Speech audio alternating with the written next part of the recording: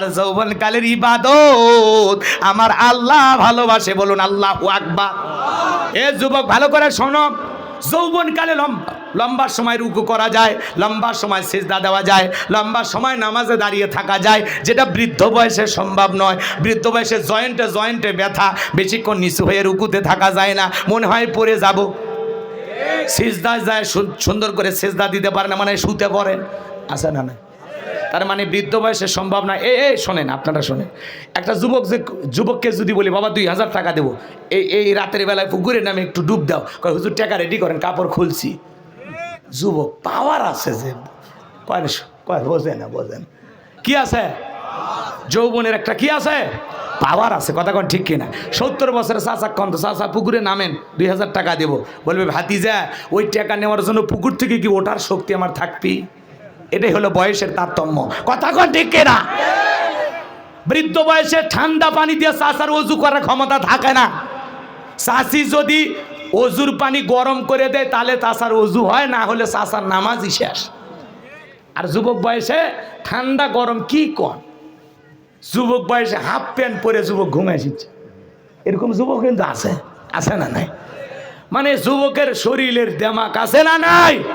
ভালো করে বুঝবেন। তাহলে যৌবনকালে লম্বা সময় কি করা যায়? ইবাদত করা যায়, লম্বা সময় রুকু সিজদা করা যায়। এই জন্য আল্লাহ শিশুকালের হিসাব নেবেন না, হিসাব নেবেন যৌবনকালের। আমরা যৌবনকালে গুনাহ করতে ভালোবাসি, যৌবনকালের ইবাদত আল্লাহ পছন্দ করে। তাহলে আল্লাহর ভালোবাসায় যৌবনের সময়টা ইবাদতে ব্যয় করার দরকার আছে না নাই? জোরে বলেন, দরকার আছে না নাই? এ যুবক ভালো করে বুঝবা, এই রঙের যৌবন একদিন জং ধরে শেষ হয়ে যাবে, এই কাঁচা দাড়ি একদিন সাদা হয়ে যাবে, এই টাইট চামড়া একদিন ঢিল হয়ে যাবে। কথা কোন ঠিক কিনা?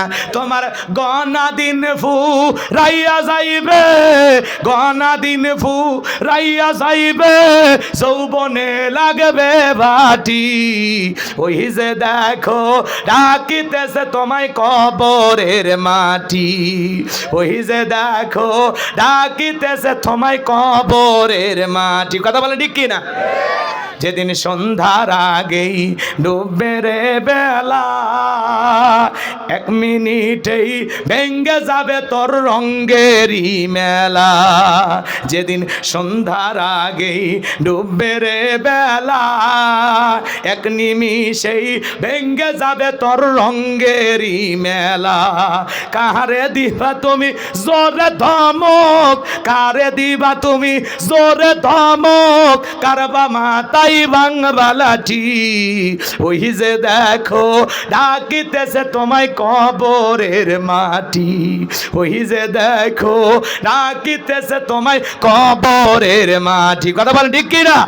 খবর পেয়ে আসবে আত্মীয় স্বজন, তোমারই চার পাশে বৈশা সবাই করিবে কান্দন, সাজাইবে তোমায় মনের মতন, সাজাইবে তোমায় মনের মতন, কি সুন্দর পরিপাটি, ওই যে দেখো ডাকিতেছে তোমায় কবরের মাটি, ওই যে দেখো ডাকিতেছে তোমায় কবরের মাটি, ঘুইরা মরো তুমি ফিরা মরো তুমি মায়ারি পিছে, এত আশা ভালোবাসা সবই যে মিশে।